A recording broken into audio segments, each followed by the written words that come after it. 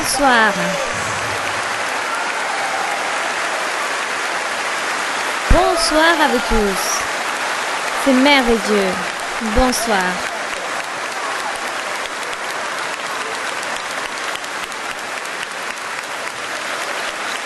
Que Dieu vous bénisse.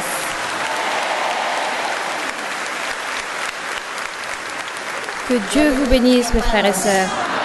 Je suis très heureuse de tous vous voir. J'ai comme l'impression que vous avez été tous clonés. Bien, je suis très heureuse d'être ici avec vous aujourd'hui. Après 7 ans d'absence, 7 ou 8 ans, mais jamais je n'ai cessé de penser à vous. J'ai toujours prié et demandé à Dieu pour toutes les églises. Dans mes pensées et dans mes prières, je demande toujours au Seigneur que toutes les églises, je fais un parcours de tous les lieux, de toutes les villes, de tous les départements, de tous les pays et je demande à Dieu des bénédictions pour vous tous. Et je suis très heureuse d'être ici. Merci beaucoup. Merci, merci, merci et que Dieu vous bénisse. Bien, merci. Bonsoir mes frères et sœurs. Que Dieu vous bénisse. Qui sont heureux avec cette fête spirituelle? Qui sont ceux qui sont heureux de recevoir notre apôtre, notre prophète, notre sœur Marie-Louisa? Que la gloire soit pour Dieu. Aujourd'hui, on sent cette allégresse. Aujourd'hui, nous voyons bien que nous provenons du Tolima. Amen, mes frères et sœurs. Et aujourd'hui, Dieu va se manifester ici de grande façon. Combien le croient ainsi? Combien d'entre vous sont venus pour recevoir la bénédiction de Dieu? Les dons spirituels, la libération, les guérisons, apprendre l'évangile, la doctrine, être libre. Pour aimer qui? Béni soit notre Dieu. Et pour cela, qu'allons-nous faire? Qu'est-ce que nous allons faire? Nous allons chanter au Seigneur. Qui veulent chanter au Seigneur?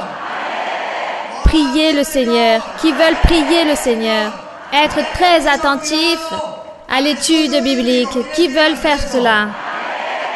Ouvrir quoi? Et la pensée et le cœur pour vénérer notre Dieu. Car combien d'entre vous, Dieu vous a annoncé cette fête spirituelle? Qui sont ceux qui sont heureux? Gloire à Dieu. Béni soit notre Seigneur. Vous pouvez vous asseoir, mes frères et sœurs. Un tonnerre d'applaudissements pour notre Dieu. Fort, très fort, pour ce Dieu vivant, pour ce merveilleux Dieu qui vit, qui nous parle et nous guide. Alléluia. Gloire à Dieu. Nous allons vous présenter d'autres frères, je pense qu'ils sont déjà connus et qui ont été ici durant un certain temps. Combien de temps? 15 ans. Notre frère Elias Ballesteros avec notre sœur Amanda. Oui, mes frères et sœurs, venez s'il vous plaît. On voit que vous avez bien travaillé. Oui, venez. Eux, en ce moment, ils se trouvent où? Dans l'église de Lima, Pérou. Là-bas, au Lima Centre. Et il faut dire que l'église là-bas ne cesse de grandir. Il y a à peu près 10 ou 15 jours, Dieu m'a permis d'être réunie avec eux, de partager là-bas à Lima et avec tous les frères et sœurs et les pasteurs. Ma sœur Marie-Louisa, là-bas aussi, on vous aime. Et ça, c'est l'une des fonctions des pasteurs, de aimer Dieu et de respecter notre sœur Marie-Louisa. Bienvenue à tous les deux. Frère Elias, approchez-vous un peu plus. Merci. Merci beaucoup, mes frères et sœurs. Que Dieu vous bénisse. C'est un grand honneur d'être ici aujourd'hui face à tous ces frères et sœurs de cette région si merveilleuse. Des frères appartenant à tout le Tolima, que Dieu vous bénisse. Nous vous aimons énormément. À travers la miséricorde de notre Dieu, il nous a permis de connaître l'église de Armenia durant l'année 93. Et durant l'année 94, nous sommes arrivés ici à Ibagué, dans le quartier de la Gaviota. Le quartier de la Gaviota. Oui, dans ce quartier de la Gaviota. Je me rappelle que nous nous réunissons un jour de louange, à peu près 8 personnes, et le dimanche 30 ou 40. Et il y a un instant, j'ai pu voir la première sœur qui avait reçu le don de la prophétie. Comment s'appelle-t-elle? La sœur Maria Cecilia. Ma sœur Maria Cecilia, veuillez vous mettre debout. Un fort applaudissement pour elle, car vous avez été loyale et fidèle en le Seigneur. Félicitations, ma sœur, que Dieu continue à vous bénir. Cela nous a même pas traversé l'esprit de voir tout ce que nous voyons aujourd'hui. Mais je remercie Dieu et je remercie la fidélité de notre sœur qu'aujourd'hui nous sommes en train de voir la gloire de notre Dieu. Ma sœur Maralusa, 1000 et 1000 merci pour nous enseigner à aimer Dieu et pour ce jour aussi de nous permettre d'être ici aujourd'hui face à vous, face à tous les frères et sœurs, notre frère Carlos Alberto, notre frère Andrés et tous nos très chers frères et sœurs de ce département. Merci ma sœur, nous vous aimons et je vous transmets depuis le Pérou un grand salut très chaleureux, de charisme, de respect et d'admiration. Nous vous attendons aussi là-bas. Notre sœur est venue nous voir il y a à peu près 4 ans et depuis cette visite, il y a eu dans l'église de grandes bénédictions, un grand accroissement. Actuellement, il y a 11 églises qui sont déjà établies et nous sommes en train de visiter 5 autres villes du pays. Grâce à cette merveilleuse promesse de notre Dieu, à notre frère Luis et à notre sœur aimée Maralusa. Nous sommes aujourd'hui de profiter de cette grande bénédiction. Nous sommes très heureux d'être ici aujourd'hui. Merci et 1000 merci à notre Seigneur. Je voudrais vous raconter quelque chose qui est arrivé dans la région de Pérou, à Piura. Une dame est arrivée de la religion traditionnelle à notre église.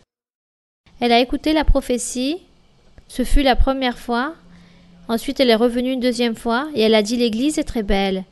Dieu est ici, mais je ne peux pas rester. Je ne peux pas changer de religion, car dans ma religion, j'ai aussi des compromis. On m'a donné beaucoup de choses à faire et je suis très compromise là-bas. » Merci pour l'invitation, a-t-elle répondu à la sœur qui l'avait invitée, mais je ne peux point rester. Cependant, elle a commencé à méditer sur le don de la prophétie.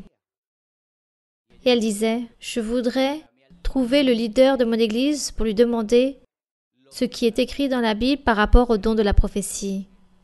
Elle raconte qu'elle a rêvé avec son leader de l'église. Et lorsqu'elle l'a vu dans le rêve, elle a dit « Je voulais vous voir si proche pour vous demander quelque chose.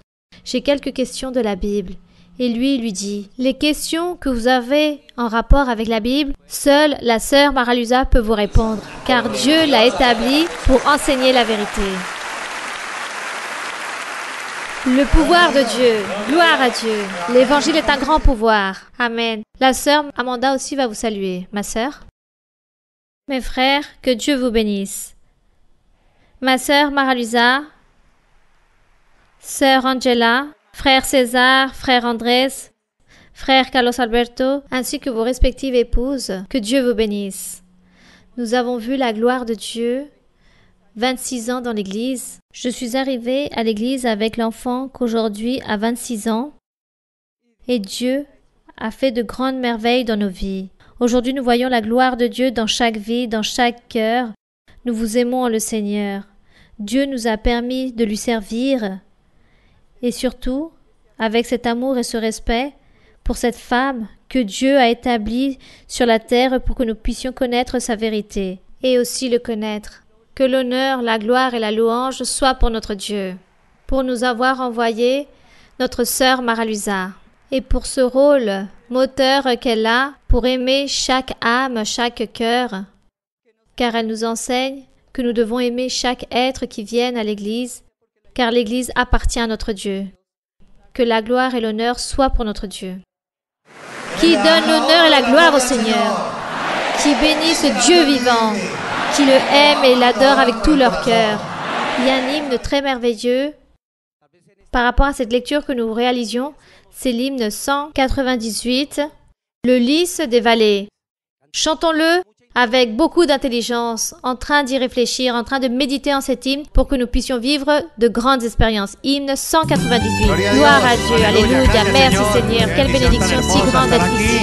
Nous sommes heureux et nous souhaitons qu'aujourd'hui tu puisses demeurer dans notre cœur afin de pouvoir grandir chaque jour de plus en plus, beaucoup plus chaque jour, Seigneur. Oh mon Éternel, que toi Seigneur, que tu puisses nous aider à atteindre ce statut spirituel. Gloire à Dieu.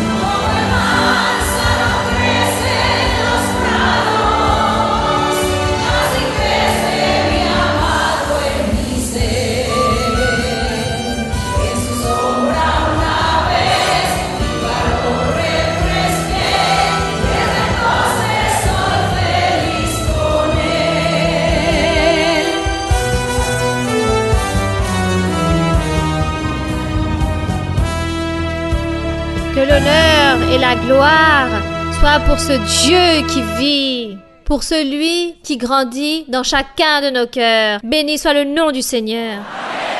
Gloire à Dieu, c'est merveilleux. Qui sont ceux qui ont pu profiter de cet hymne? C'est merveilleux, c'est très beau. Nous avons aussi un autre hymne très beau, l'hymne 72. Je veux vous raconter une expérience que je viens de vivre. Pendant que nous étions en train de chanter cet hymne,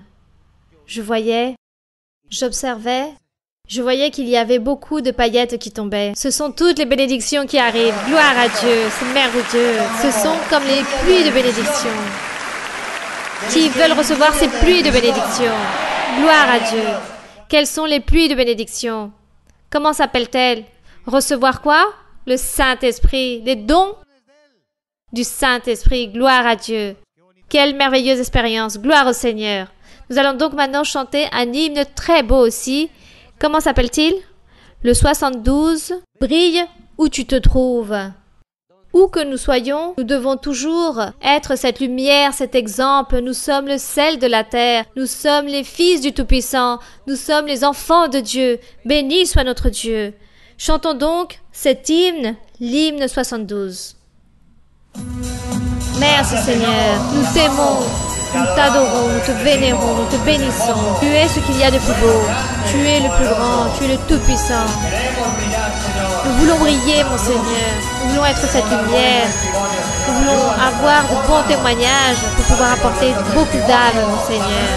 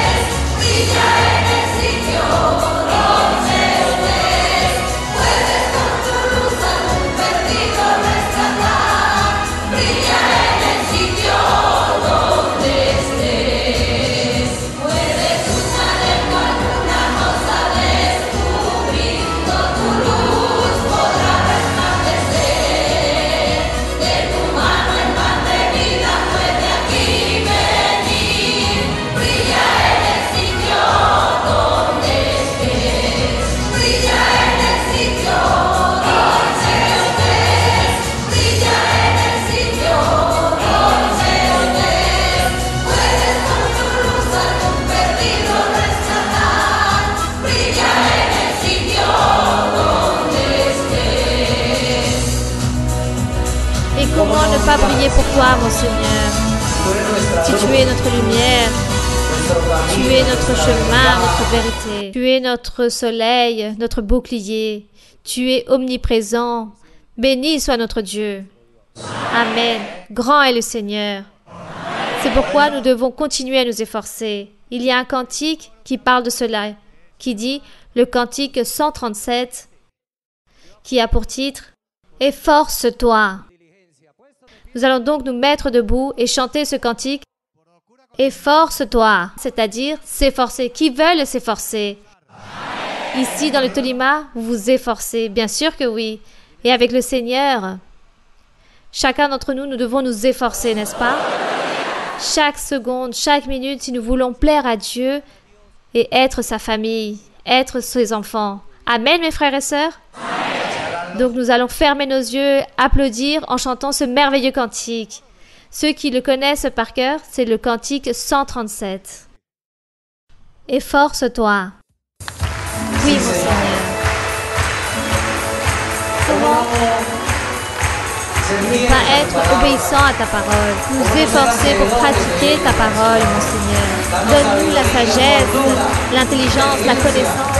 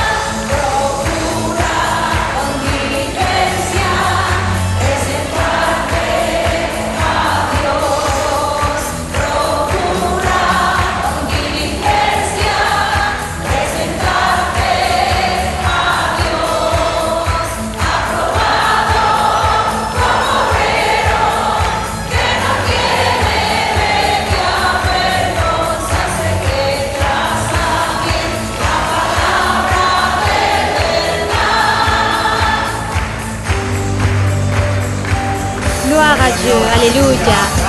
Merci Seigneur. Béni soit son nom. Qui sont ceux qui sont animés? Qui va enlever ce grand avivage que nous avons? C'est le cantique que nous allons chanter. Qui est en train de sentir cet avivage? Qui sont avivés? Gloire à Dieu, car je vous vois très animés. Bien sûr que oui. Comment ne pas l'être si s'approche enfin ce moment si espéré? Amen, mes frères et sœurs. Maintenant, nous voudrions vous laisser en compagnie de cette grande femme que tous nous aimons, qui s'appelle comment? Gloire à Dieu. Je veux vous dire qu'Ariraldo, notre frère Nelson Foredo, nous a dit qu'il y a eu beaucoup de miracles. Le frère n'a fait que témoigner dans le culte des guérisons du cancer et bien d'autres encore, des miracles qu'il y a eu. Que Dieu vous bénisse. Mes frères et sœurs, et ici avec vous aujourd'hui, nous allons recevoir notre sœur Marlusa. Quelle bénédiction!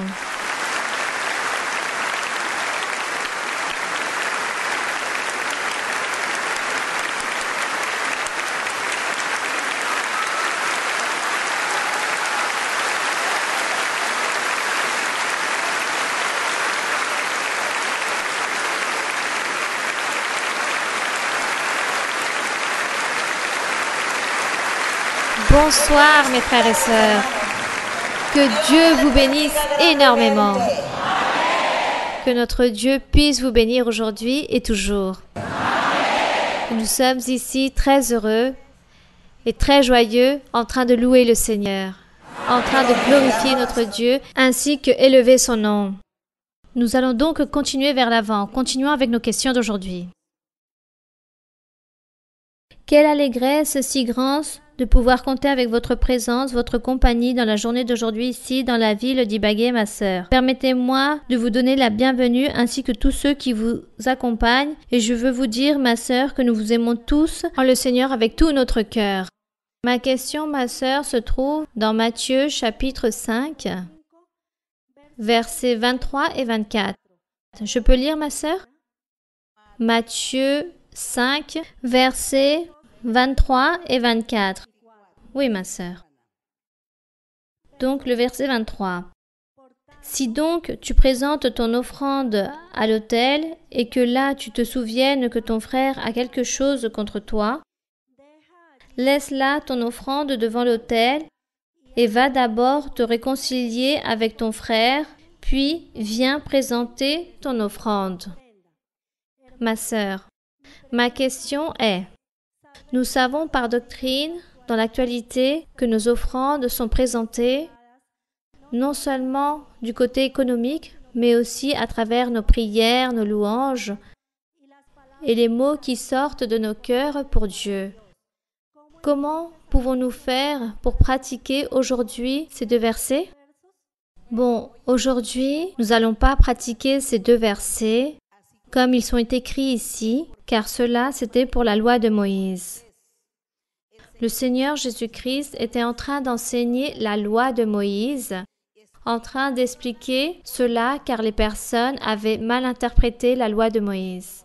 Et le Seigneur Jésus, ce qu'il fait, c'est enseigner, interpréter et donner des exemples, des illustrations à tous pour que tous puissent comprendre la loi et la mettre en pratique. Car le Seigneur Jésus savait que dans la croix du Calvaire, lorsqu'il allait être sacrifié, la loi de Moïse aussi allait être destituée et allait mourir là-bas sur cette croix.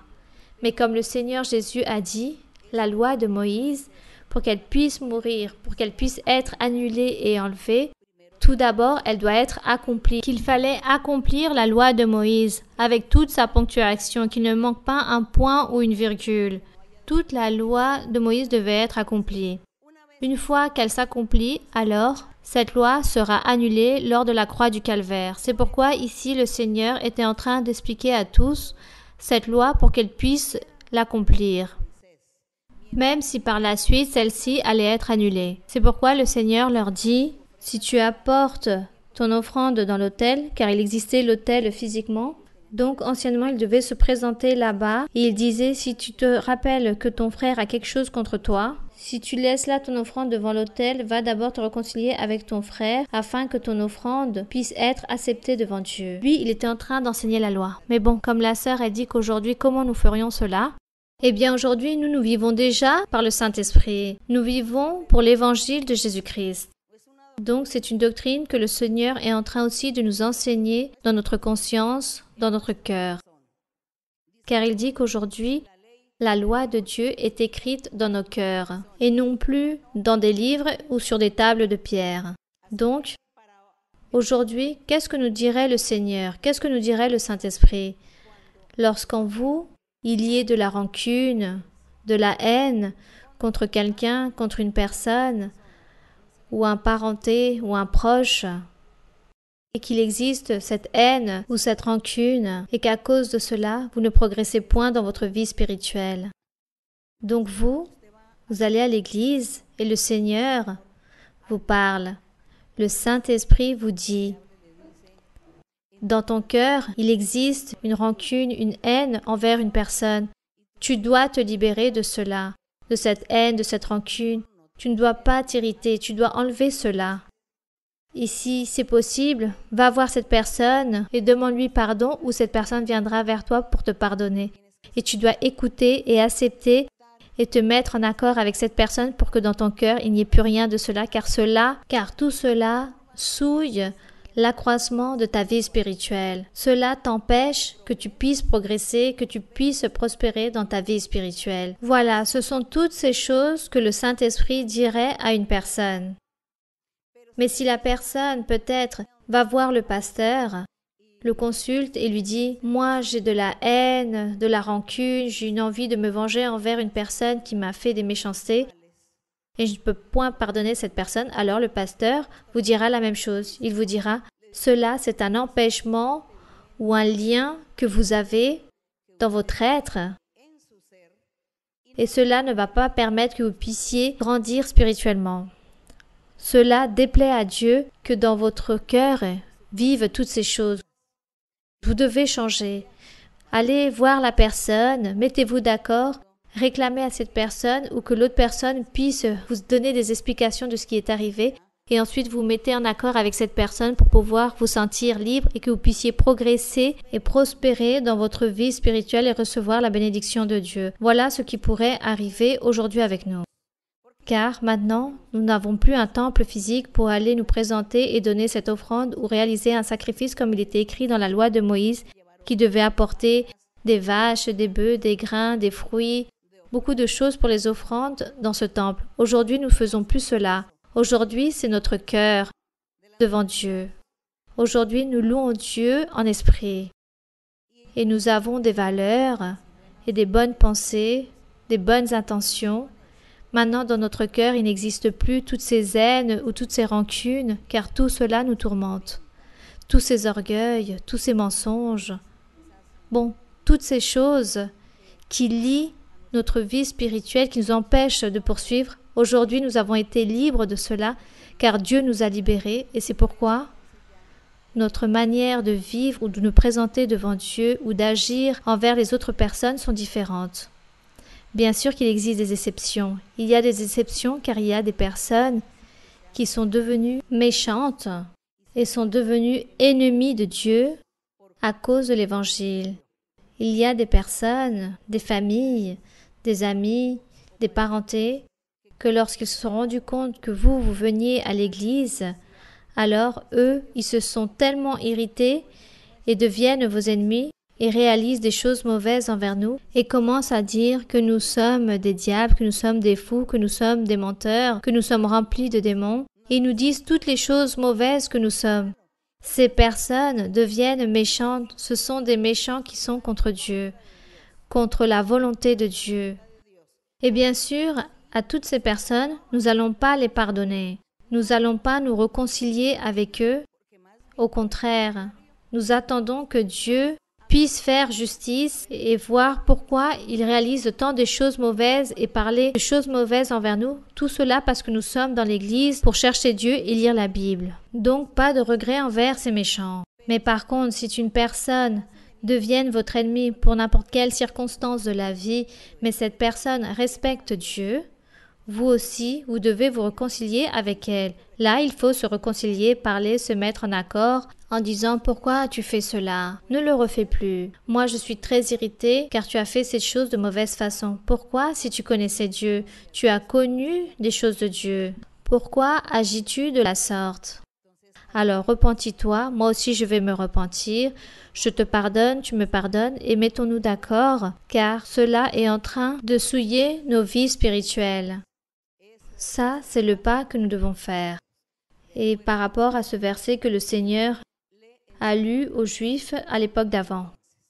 Continuons donc vers l'avant avec une autre question.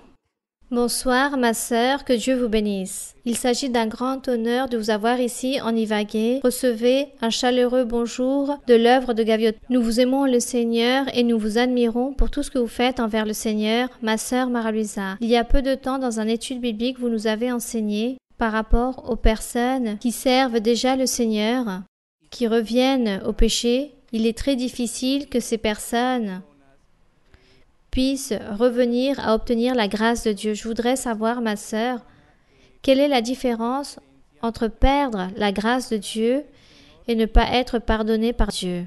Merci beaucoup. Bon, le fait de ne pas être pardonné par Dieu, je ne sais pas, juste Dieu le sait. Une personne qui, après de profiter, de participer des dons spirituels, de cette onction du Saint-Esprit, on dit que cette personne revient dans le péché, revient en arrière dans ses pas, et après, dans le temps, elle commence à dire « Vaut mieux que je revienne à l'église et je demande pardon à Dieu ». Certains font cela. Nous voyons que cette personne perd beaucoup déjà de grandes bénédictions de la part du Seigneur. Maintenant, sa vie spirituelle ne sera plus la même. Que Dieu pardonne ou pas, nous ne le savons pas. Ça, il s'agit de la miséricorde de Dieu. C'est Dieu le seul qui sait s'il va pardonner ou pas. Nous, autant qu'humains, nous recevons la personne qui revient à nouveau à l'Église, mais jusqu'à là. Mais par contre, cette personne doit sûrement recommencer à nouveau. Il est très difficile. Je connais beaucoup de personnes qui ont été en le Seigneur, qui ont participé, qui ont reçu les dons spirituels, qui ont même prophétisé et imposé les mains. Et soudain, une de ces personnes est revenue en arrière, ont pris plusieurs années en dehors de l'église et un jour, cette personne est revenue et a dû recommencer à nouveau. Cette personne n'avait plus le don spirituel et Dieu lui avait enlevé tout cela et cette personne et d'autres encore se sont efforcés pour que Dieu puisse leur donner à nouveau ses bénédictions et cela fut très difficile. Et nous voyons que ces personnes sont là, coincées comme dans une impasse, leur vie spirituelle se stagne. C'est pourquoi je dis toujours et je vous conseille, je suis toujours en train de réprimander les frères et sœurs, s'il vous plaît, ne revenez pas en arrière, continuez vers l'avant, continuez toujours vers l'avant. Ne revenez pas sur vos pas. Ne vous lassez pas de chercher Dieu, car il y a des personnes qui durent 5 ans et se sont lassées. D'autres 10 ans et se sont lassés et sont revenus en arrière. D'autres peut-être 15 ans, 20 ans. Et après toutes ces années d'être dans l'église, ils reviennent en arrière et se lassent de chercher Dieu. Moi, je n'arrive même pas à comprendre pourquoi ces personnes se lassent de chercher Dieu. Pourquoi? Si nous, lorsque nous sommes en train de chercher Dieu, lorsque nous venons à l'église, nous trouvons de la paix, nous trouvons cette allégresse, nous trouvons quelqu'un qui puisse nous promettre des choses. Et tout cela est pour nous une source de motivation pour notre âme. Alors pourquoi les personnes disent qu'ils se lassent? Je n'arrive pas à le comprendre. Cela est très triste. Il y a des personnes qui disent « Le chemin de Dieu est très difficile ». Ce chemin n'est pas difficile. Dieu nous aide, car réellement nous n'avons pas besoin de rien sacrifier, car le Seigneur nous change et nous enlève tant de choses qui ne nous conviennent pas et nous ne nous rendons même pas compte de cela. Mais la joie, je vous dis que moi je suis très heureuse. Alors pourquoi dois-je aller dans ce monde? Je n'ai rien à faire là-bas, au milieu du péché ou en train de réaliser le péché. Pourquoi? Alors que je suis très heureuse avec le Seigneur. N'importe quelle tribulation, n'importe quel moment difficile n'est rien pour moi en comparaison de la paix, de la joie et l'allégresse que Dieu nous donne et ce que Dieu m'a donné dans la vie, cette joie. Je ne dis pas que Dieu m'a rendu milliardaire. Non, Dieu m'a donné la joie, la paix, l'allégresse. Toutes ces choses de prier, que Dieu réalise des miracles, des guérisons. Tout cela, c'est un motif de fierté, c'est de la joie. Que Dieu puisse me dire, je suis avec toi, je vais te garder, car autour de toi, il y a beaucoup d'ennemis, il y a des personnes qui veulent réaliser des méchancetés, je vais te garder et le Seigneur nous garde. Qui ne va pas être joyeux? Qui ne va pas être heureux de voir la main de Dieu en train de nous aider? C'est cela. Nous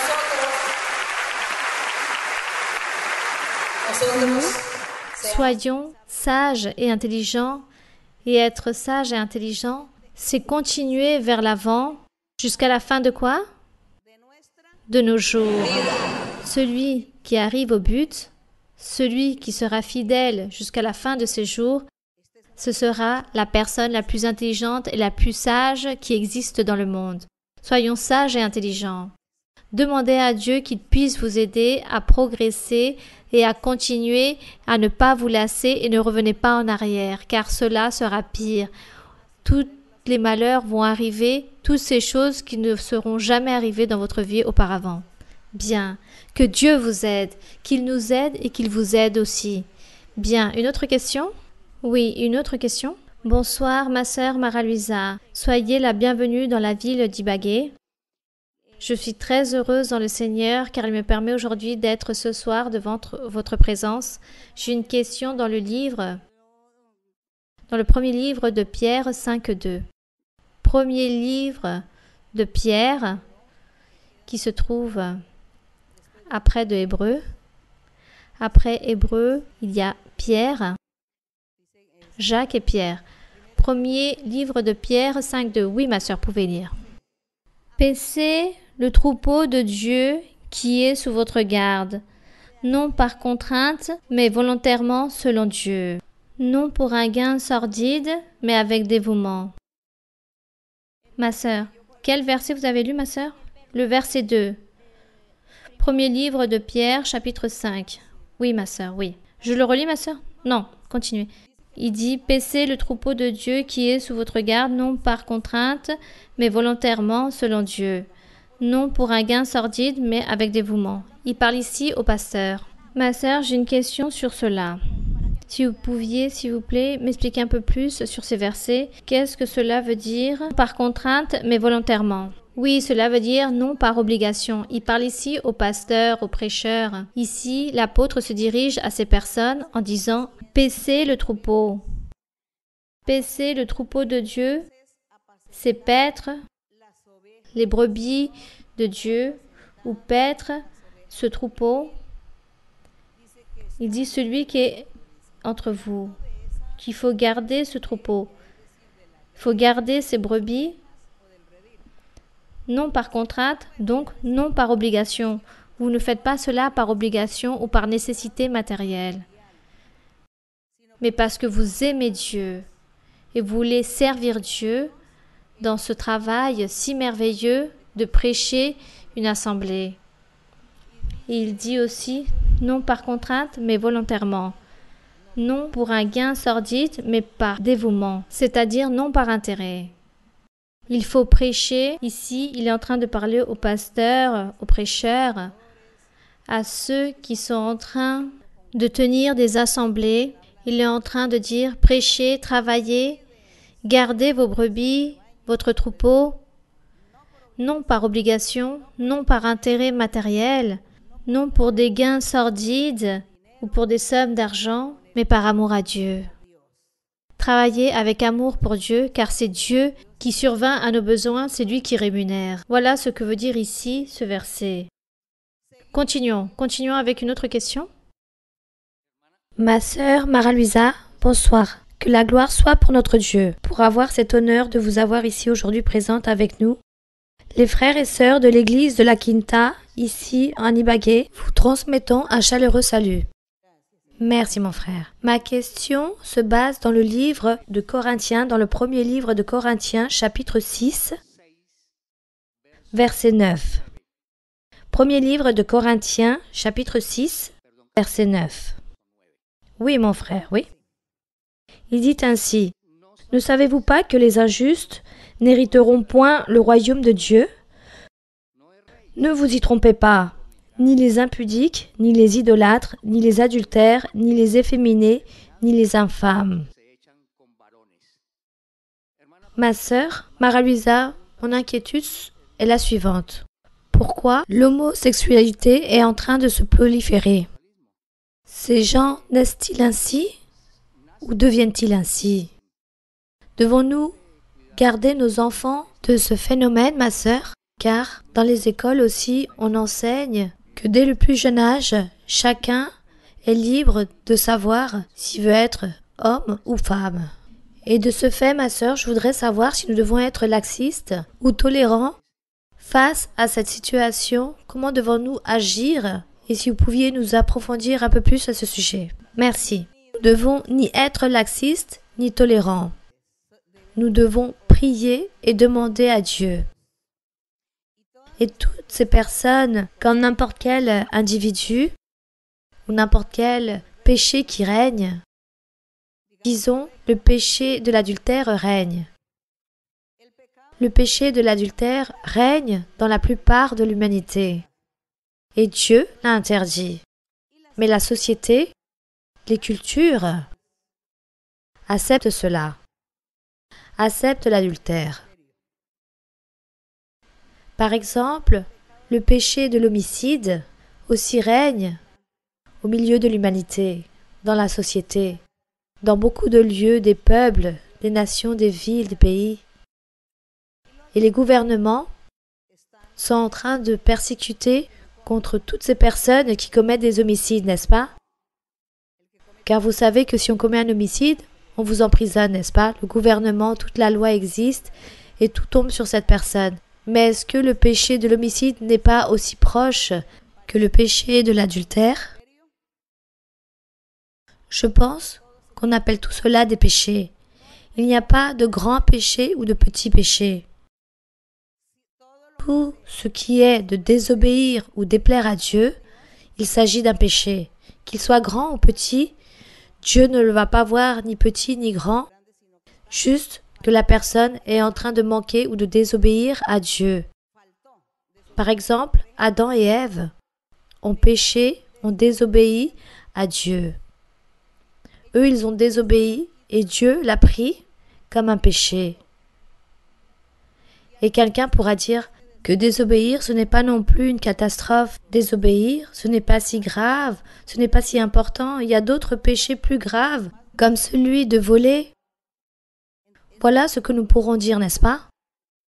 Mais il s'avère que tous les péchés sont pareils. Ils sont aussi graves car ce sont des fautes, ce sont des choses qui déplaisent et offensent Dieu. Et on appelle tout cela des péchés. Mais les gouvernements aujourd'hui, nous voyons comment ils établissent des réprimandes sur certains péchés et à d'autres non. Cela est toujours ainsi. Ainsi est l'humanité. Donc nous voyons comment l'humanité, lorsque quelque chose leur surpasse, ou à la société ou au gouvernement, lorsque quelque chose les surpasse, ils n'arrivent pas à gérer la situation et inventent beaucoup de choses. Maintenant, ils inventent, comme disent ce frère, comme tout leur est incontrôlable, alors ils sont en train d'inventer des lois en disant que les enfants de plus jeune âge, il faut leur inculquer, les stimuler en disant qu'est-ce qu'ils veulent être dans la vie, s'ils veulent être des hommes ou des femmes.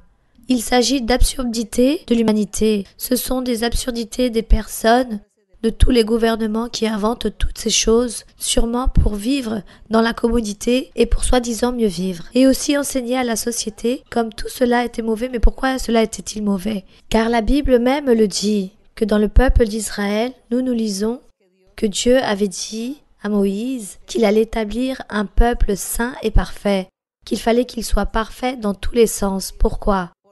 Car depuis Adam jusqu'à Noé, les personnes se sont inventées des méchancetés, beaucoup d'iniquités.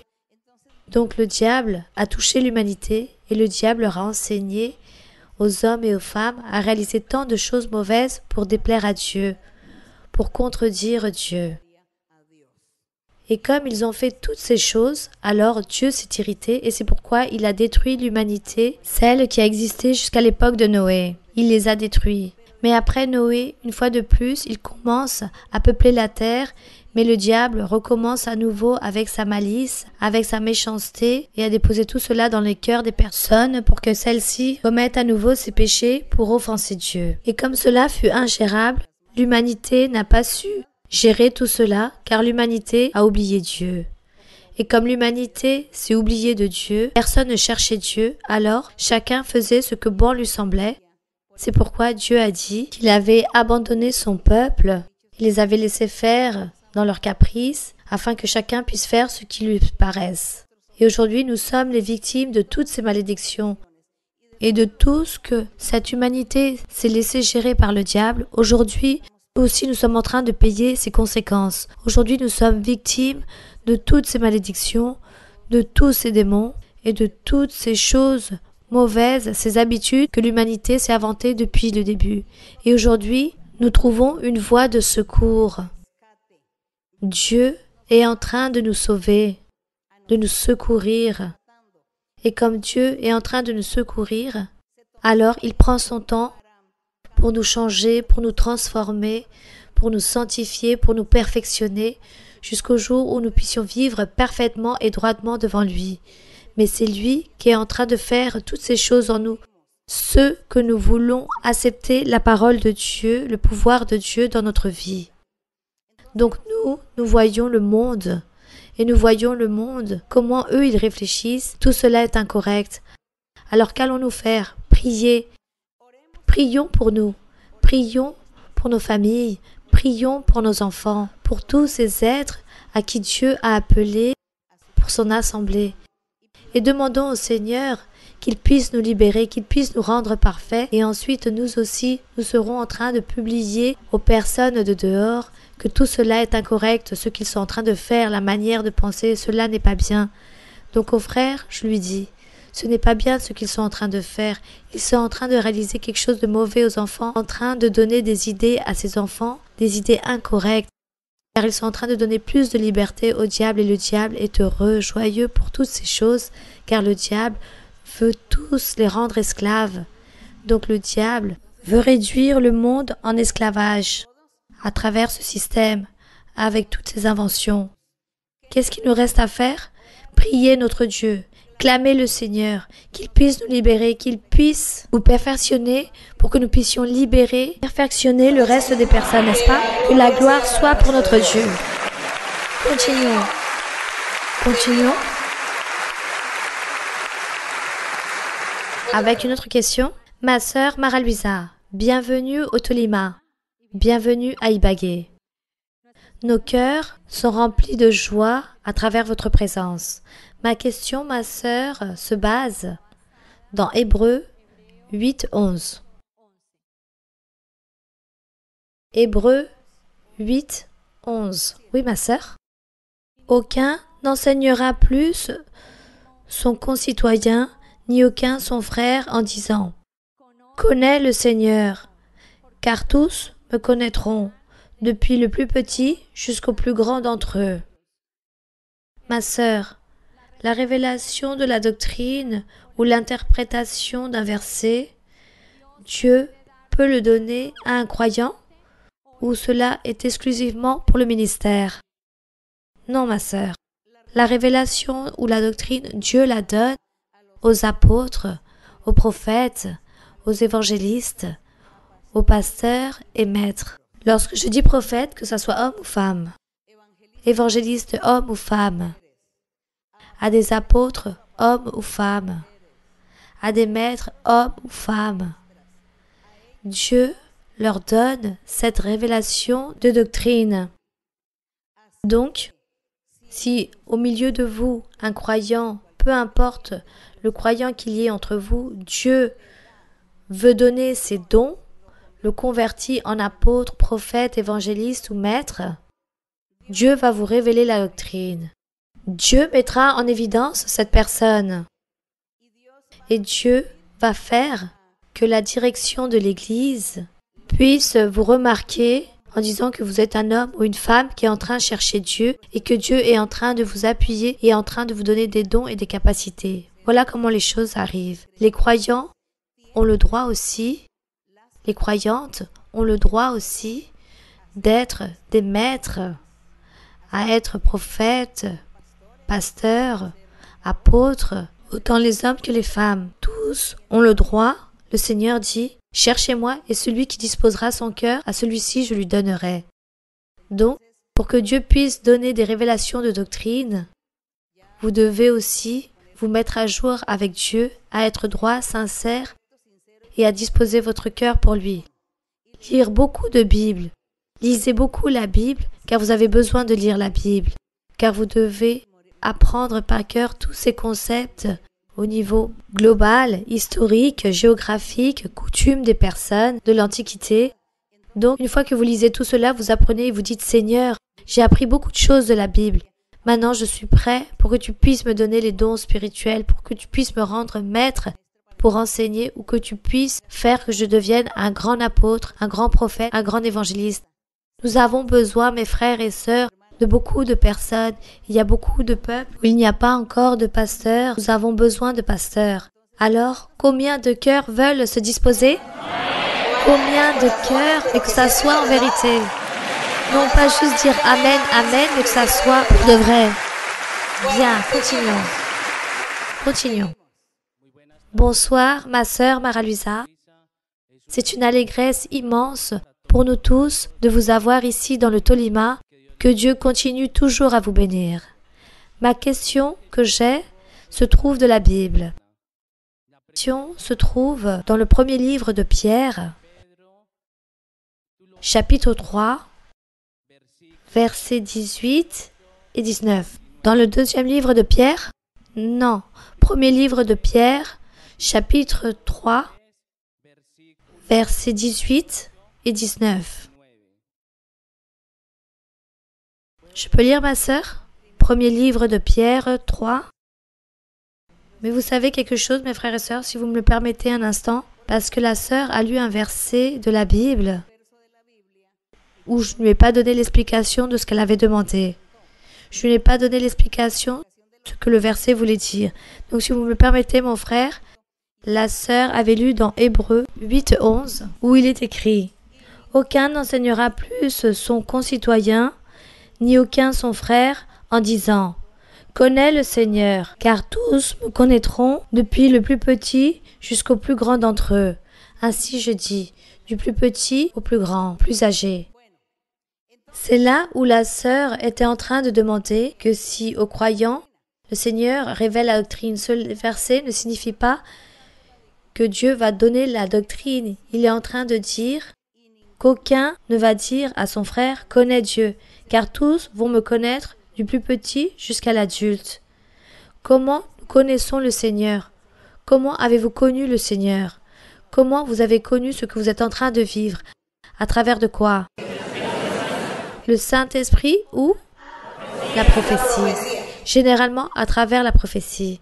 D'autres connaissent le Seigneur car ils ont vécu un rêve avec lui. Dieu leur a révélé l'Église pour qu'ils puissent y venir. Et lorsque le Saint-Esprit est venu vous parler, et à travers la prophétie vous avez commencé à quoi? À connaître le Seigneur. Et vous avez écouté la prophétie. Et vous avez continué à venir à l'Église, car Dieu vous a convaincu. On parle donc de connaître qui? Le Seigneur. Connaître la voix du Seigneur. Voilà ce que veut dire ce verset. Ce verset ne veut pas dire que Dieu allait enseigner la doctrine, que vous ne devez pas vous laisser enseigner de personne, car Dieu va vous enseigner. Cela est incorrect. Là, il est en train de dire qu'aucun homme ni aucune femme ne va dire « Je vais t'enseigner à connaître Dieu ». Non, car il dit que tous vont me connaître du petit jusqu'à l'adulte, car tous vont écouter la prophétie, vont entendre le Saint-Esprit, et c'est le Saint-Esprit qui convainc les personnes que Dieu existe et que Dieu se manifeste dans cette Église. Et de cette façon, vous êtes aujourd'hui ici et vous êtes en train de dire « Je connais le Seigneur, je connais le chemin de la vie éternelle », c'est-à-dire pratiquer et accomplir l'évangile du Seigneur. Amen. Ça, c'est le verset. Maintenant, oui, mon frère, votre question? Vous dites dans le premier livre de Pierre, chapitre 3, versets 18 et 19, ma sœur. Oui, mon frère. Christ aussi a souffert une fois pour les péchés, lui juste pour des injustes, afin de nous amener à Dieu, ayant été mis à mort quant à la chair, mais ayant été rendu vivant quant à l'esprit, dans lequel aussi il est allé prêcher aux esprits en prison. M'interpelle aussi dans le 2e livre de Pierre, dans le chapitre 2, verset 5, lorsque Noé est nommé comme le prédicateur de la justice. La question est la suivante.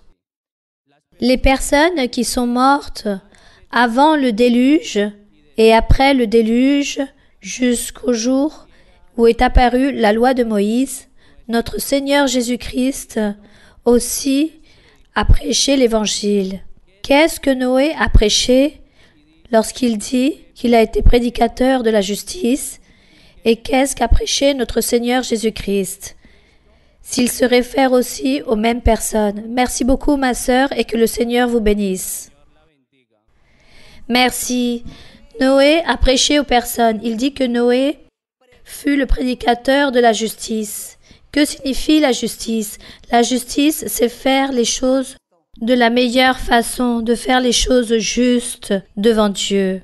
Et Noé fut prédicateur de la justice.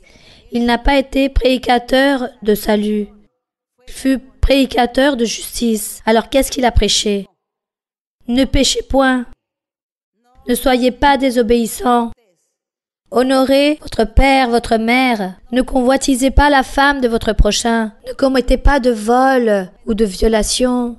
Ne trompez pas les personnes. Ne fraudez pas les veuves, ni même les orphelins. N'allez pas mentir aux personnes. N'enlevez pas à ceux qui sont dans le besoin. Ne commettez pas d'adultère, d'impudicité. Ne soyez pas idolâtres. Ne croyez pas dans d'autres dieux. Ne faites pas ceci, cela. Voilà ce que Noé a prêché. Il dit que lui, il était prédicateur de la justice, en train de faire de bonnes choses aux personnes, d'être juste. Il dit, repentissez-vous, cessez de pécher, d'adorer ou de vénérer les idoles, vénérez juste Dieu. Ne commettez pas d'iniquité envers votre prochain. N'allez pas voler le terrain à votre prochain, les fruits, les animaux. Ne faites pas cela. Voilà ce que prêchait Noé. Il était prédicateur de la justice. Et le Seigneur Jésus-Christ, lorsqu'il a prêché aux esprits en prison, c'est-à-dire les personnes qui sont mortes entre Adam et Noé, à tout cela se réfère la Bible que le Seigneur Jésus leur a prêché. Il dit que lui, il a prêché à ces personnes, mais qu'est-ce qu'il a prêché? L'Évangile, la voie du salut. Le Seigneur Jésus n'a pas été prédicateur de la justice, mais il a été prédicateur de la repentance et de croire en Jésus-Christ, et ceci dans quel but? Afin d'être sauvé. Et le Seigneur Jésus, qu'est-ce qu'il a prêché à ses esprits? Il leur a dit, il y a une voie qui mène à la vie éternelle, et si vous voulez être sauvés, alors croyez que je suis le chemin. Voilà ce que disait le Seigneur, je suis le chemin, je suis la vie, je suis la vérité. Celui qui croit en moi aura la vie éternelle, aura le salut. Voilà ce que le Seigneur Jésus a prêché, très différent à ce qu'a prêché Noé. Bien. L'avez-vous médité de cette façon? Non, n'est-ce pas? Bon, mes frères et sœurs, on appelle cela de la doctrine. Lorsque nous méditons en le Seigneur, Dieu nous révèle tellement de choses merveilleuses et nous nous réjouissons en le Seigneur et nous louons le Seigneur aussi avec cela. Continuons vers l'avant. Bonsoir, ma sœur Mara-Luisa. Vous aimons en le Seigneur. Bienvenue au Tolima, ma sœur. Recevez un chaleureux salut des frères et sœurs de l'église de la Quinta, ici d'Ibagué. Ma sœur, ma question se base dans le livre de Lévitique, chapitre 19, versets 17 et 18. Je peux lire, ma sœur? Lévitique 19, versets 17 et 18. Oui, ma sœur, bien, ma sœur. Tu ne haïras point ton frère dans ton cœur. Tu auras soin de reprendre ton prochain. Mais tu ne te chargeras point d'un péché à cause de lui. Tu ne te vengeras point et tu ne garderas point de rancune contre les enfants de ton peuple. Tu aimeras ton prochain comme toi-même. Je suis l'Éternel. Ma sœur Mara-Luisa, lorsque nous arrivons à l'église, nous venons chargés de beaucoup de poids. Le Seigneur, à travers son infinie miséricorde, il nous change et nous transforme de beaucoup de façons. Mais parfois, il nous reste des séquelles, ma sœur, comme l'arrogance, l'orgueil. Et toutes ces choses font que dans notre famille, nous oublions d'être ces pionniers, ces premiers à savoir pardonner ou à offrir de l'amour. Et parfois, des cas difficiles se présentent, car à cause de ceci, peut-être nous empêchons que nos enfants reviennent à la maison, ou pour une autre raison quelconque, on a du mal à appeler ou à les motiver à revenir, ou peut-être encore il peut exister des rancunes entre frères et sœurs de sang, car on n'arrive pas à se mettre d'accord à cause d'un héritage ou problème familier, et cela peut durer très longtemps, des querelles entre époux et épouses, entre les enfants. Donc ma sœur, nous qui avons beaucoup appris dans l'église, mais parfois cela nous coûte de nous retrouver dans cette situation. Pourriez-vous, s'il vous plaît, ma sœur, nous conseiller comment doit être notre comportement devant la famille par rapport au pardon, à la réconciliation et à l'amour de la famille. Merci beaucoup, ma sœur, et que Dieu vous bénisse. Merci beaucoup, ma sœur. Donc la sœur, selon ce qu'elle demande, la sœur vient à l'église, elle est arrivée à l'église, elle a connu Dieu. Elle connaît et commence à connaître le chemin de Dieu. Dieu l'a libérée et elle aussi sûrement, elle s'est proposée à changer. Mais la sœur dit aussi qu'il reste des séquelles. Il reste des séquelles et généralement, il peut y avoir des rancunes, des colères ou des envies entre les familiers. Car nous avons nos familles. Pas tous viennent à l'église. Et là-bas, dans notre entourage familier ou d'amitié ou voisinage, il existe les discordes, les envies. Et nous avons souvent tendance à culpabiliser tout d'abord le diable, celui qui génère toutes ces envies et toutes ces ambitions. Le diable génère et envoie des mauvais esprits afin qu'ils puissent posséder les personnes, les familles, entre frères et sœurs, oncles et cousins, père et enfants, mère et enfants, entre frères et sœurs. Donc une guerre commence à s'installer dans les familles à cause des héritages ou à cause d'un terrain ou à cause d'une somme d'argent, car l'envie est entrée parce que celui-ci a prospéré, ma famille est en train de prospérer alors que moi je n'ai rien, lui ne me tend pas la main alors qu'il devrait m'aider autant que famille. Et ainsi commencent toutes ces guerres familiales ou amicales. C'est parce que le diable, c'est lui qui a établi ces mauvais esprits en les personnes, l'un un esprit d'ambition, l'autre un esprit d'envie, l'autre un esprit d'égoïsme, l'autre l'esprit du mensonge, l'autre un esprit de haine, d'ambition, d'avarisme, l'autre d'orgueil, de rébellion, qu'il ne veut pas peut-être vous saluer, vous voir. Et surtout, lorsque les familles, les parents meurent, alors on parle d'héritage. Certains se tuent et sautent la vie à cause de l'héritage. D'autres perdent une amitié à cause de l'héritage. Celui-ci m'a volé une partie du terrain ou m'a volé les vaches ou les cochons que j'avais, mon père les a pris. Donc à partir de ce moment, je vais ôter le salut. Donc toutes ces choses, toutes ces haines commencent. Et n'importe quelle de ces personnes, lorsqu'elles viennent à l'église, se convertissent à Dieu, elles commencent à se rendre compte de ces erreurs et comment elles mènent leur vie, comment leur famille les regarde et les traite.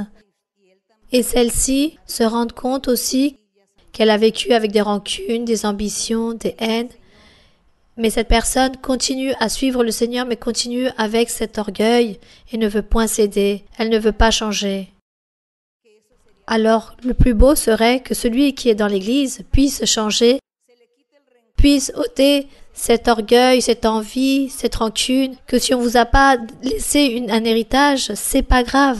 Continuez à rester sans rien. Vous avez déjà trouvé un Père qui va tout vous donner, qui est notre Dieu. Alors, vous allez dire, moi j'ai trouvé le Père qui va tout me donner. Alors ma famille, mes frères, mes sœurs, Tous veulent tout m'enlever, mais ce n'est point grave, qu'ils partent avec tout. Les voisins aussi qui sont irrités contre moi, je vais avoir beaucoup de patience avec eux. À partir de maintenant, je vais changer. Pourquoi?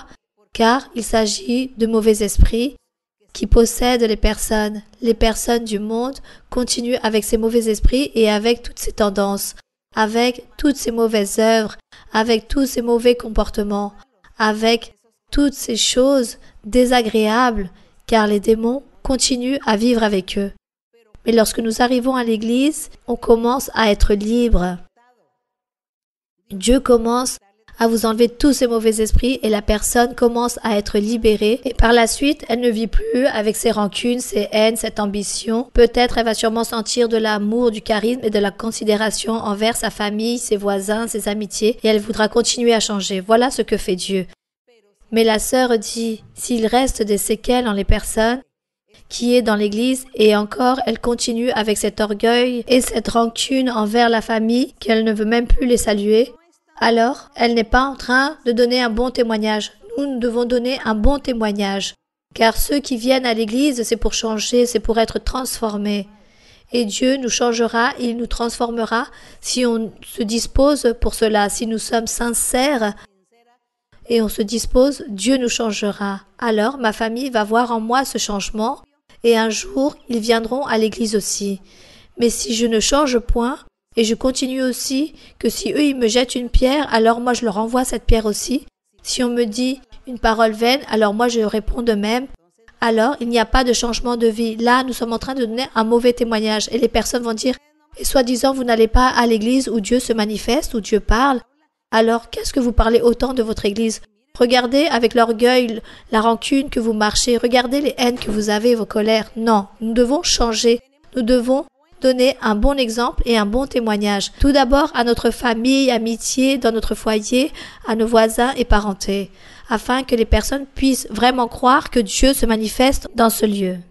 Du contraire, nous sommes en train de donner un mauvais témoignage et nous sommes en train de permettre que les personnes puissent mal parler de Dieu, puissent mal parler de l'Église, puissent mal parler de ceux qui s'efforcent pour chercher Dieu. Donc les personnes vont commencer à critiquer et à murmurer et à profaner. Et Dieu va donc s'irriter contre nous, car nous sommes en train de donner un mauvais témoignage. Et comme nous donnons un mauvais témoignage, Dieu nous dira, vous êtes en train de donner un mauvais témoignage et les personnes en dehors parlent mal de moi à cause de votre exemple. Alors je vais t'ôter des bénédictions. Je vais te stagner, je ne vais rien te donner, je ne vais pas te donner de progression ou de bénédiction, ni la joie. Voilà ce que fait le Seigneur. Et c'est pourquoi, mes frères et sœurs, nous ici dans l'Église, nous devons changer. Changeons. Demandons à Dieu qu'il puisse nous aider à changer. Dieu nous aidera.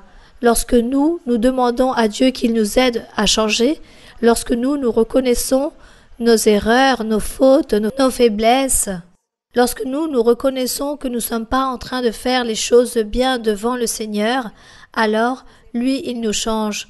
Mais si on ne reconnaît rien, alors Dieu m'abandonne de cette façon, en train de vivre dans mes erreurs, dans mes fautes et faiblesses et dans mon mauvais témoignage. Mais si je reconnais, je dis Seigneur, je veux être la lumière pour les gens de dehors. Je veux être un bon témoignage pour les autres. Aide-moi à changer. Regarde que j'ai cette faiblesse, j'ai cette haine, cette rancune. Change-moi Seigneur, enlève-moi cela.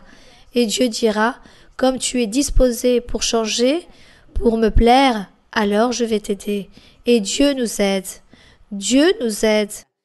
Soyez sûrs et certains que Dieu nous aide lorsque nous reconnaissons toutes nos erreurs, toutes nos fautes. Et Dieu est là attentif pour nos suppliques et vœux qui existent dans nos cœurs. Donc nous allons donc nous mettre debout et nous allons chanter un autre cantique au Seigneur. Nous allons chanter « Nous sommes de fête avec Jésus ». Nous allons chanter au Seigneur et ensuite nous allons prier. Gloire au Seigneur. Gracias, On remercie Señor Dios.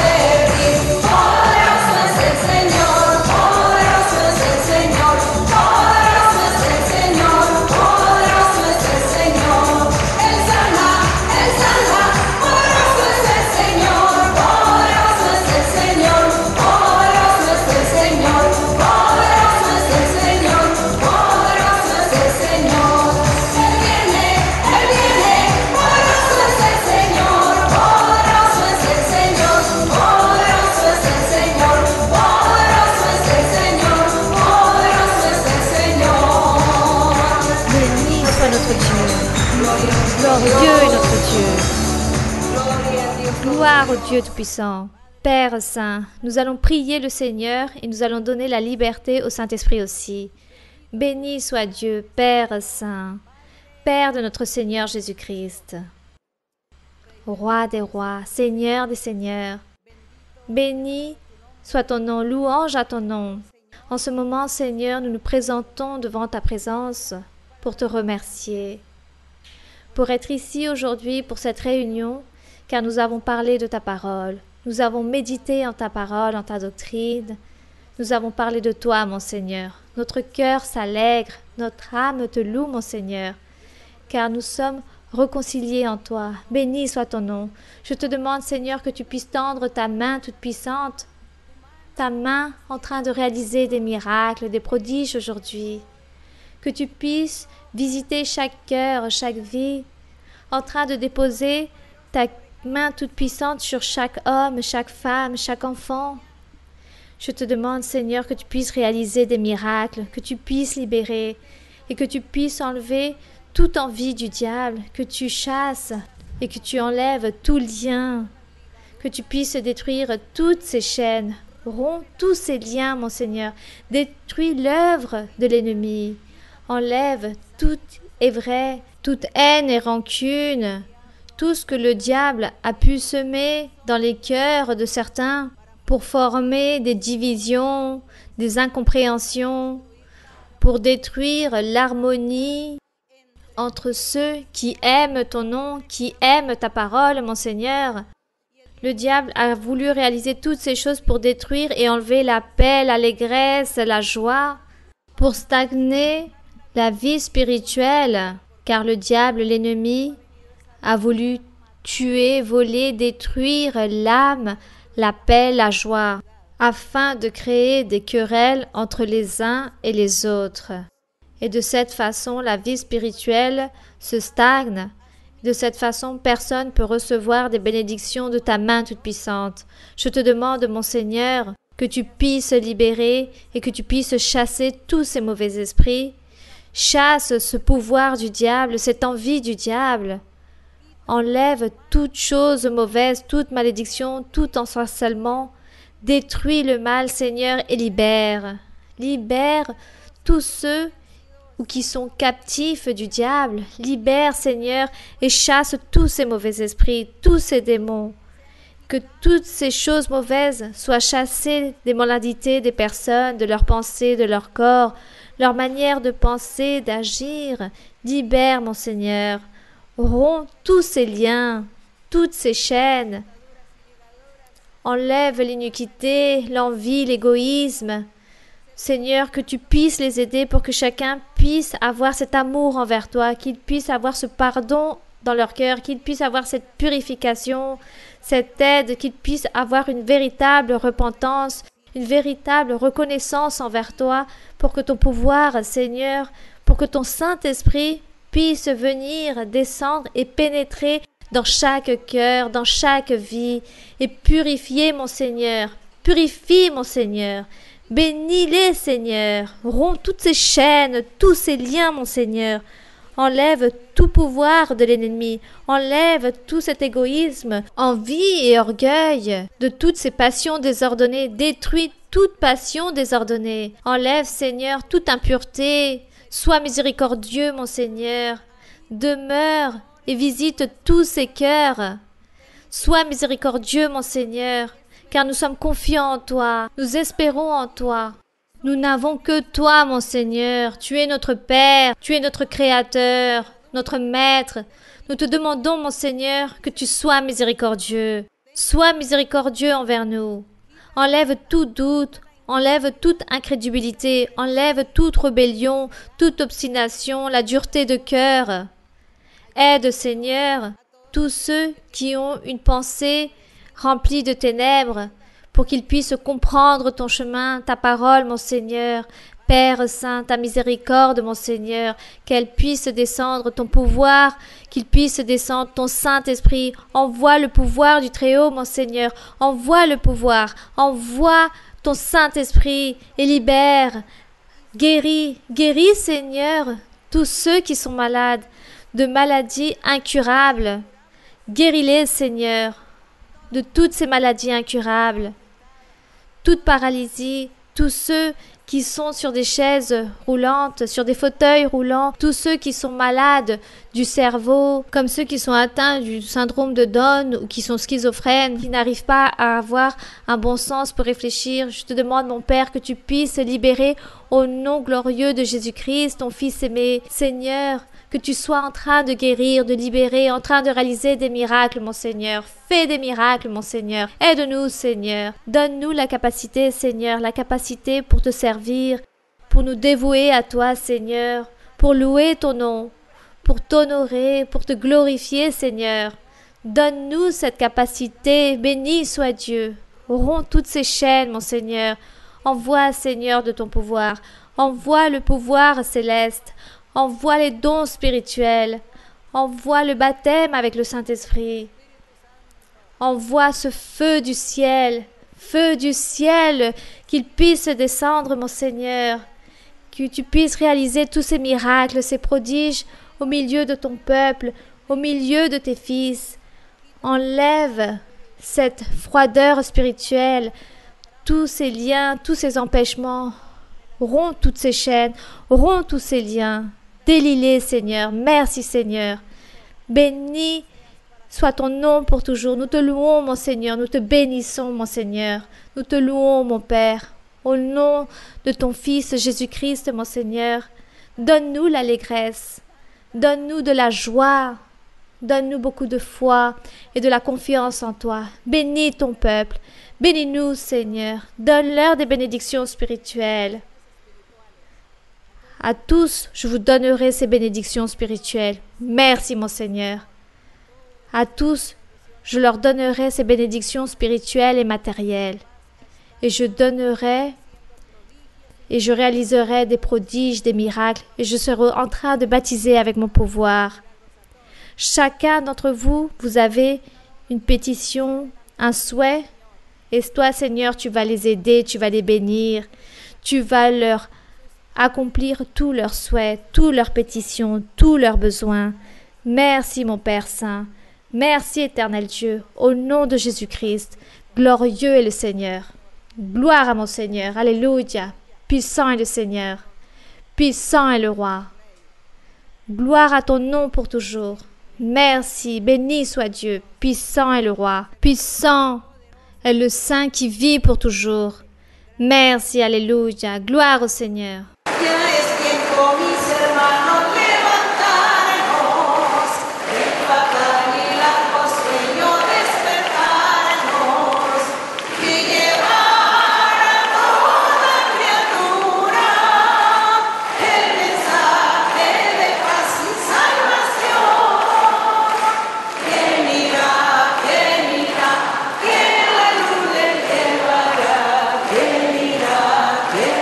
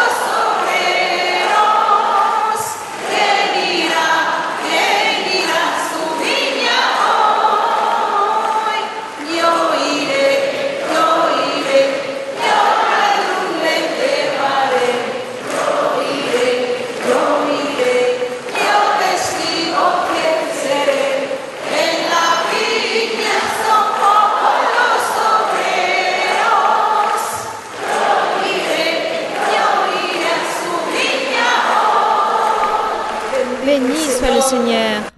Père Saint, garde les frères et sœurs dans leur chemin du retour. Garde-les de tout danger, de toute chose mauvaise, de tout contretemps. Que tu sois, Seigneur, en train de les bénir, de les garder dans leur chemin du retour, pour qu'ils puissent bien rentrer. Garde-les, Seigneur, protège-les, et que ta bénédiction soit avec tous. Il y a eu beaucoup de bénédictions et beaucoup de prospérité spirituelle, beaucoup de victoires et beaucoup de progrès spirituel. Il y aura en beaucoup à partir de maintenant. Beaucoup de triomphes et beaucoup de victoires. Je vous donnerai toutes ces choses, beaucoup de changements dans vos vies, beaucoup de foyers seront rétablis, beaucoup seront restaurés, beaucoup de souhaits seront accomplis, beaucoup de prospérité spirituelle et de progrès matériel aussi je vais vous en donner. Il y aura des changements dans vos vies. Il viendra aussi un progrès et un accroissement spirituel. À beaucoup aussi, je leur donnerai des bénédictions matérielles avec des sommes d'argent en extra, car vous en avez besoin. Et je serai en train de changer la mentalité de beaucoup, et je serai en train de vous donner le progrès que vous me demandez. Des victoires et des bénédictions spirituelles et matérielles viendront pour beaucoup. Des changements de vie, des libérations, des guérisons, beaucoup de joie, beaucoup de paix, je serai en train de donner. Donc continuez vers l'avant, efforcez-vous, soyez fermes, droits dans vos chemins et continuez vers l'avant, en train de chercher la voie de la perfection, en train de marcher dans cette voie, car toutes ces bénédictions sont pour vous tous. Il y aura des bénédictions pour tous, des changements positifs. Bénis mon Père, merci Seigneur, merci Éternel Dieu, merci mon Père céleste, merci Seigneur pour tous les miracles, pour les guérisons et pour tout ce que tu as fait, pour tout ce que tu réalises mon Seigneur, merci mon Seigneur, pour nous parler, pour nous diriger la parole, merci car nous ne sommes pas dignes, mais toi Seigneur tu nous regardes, tu nous écoutes, avec des yeux et des oreilles de miséricorde. Merci mon Père Saint, merci Seigneur. Avec quoi nous te payerons pour tout ce que tu fais pour nous? Qu'est-ce que nous pourrons te donner? Tu es cet amour, tu es cette miséricorde, tu es béni pour toujours. Puissant est le Seigneur, nous te louons au nom glorieux de Jésus-Christ, ton Fils aimé. Merci, alléluia. Saint est ton nom pour toujours. Gloire à Dieu.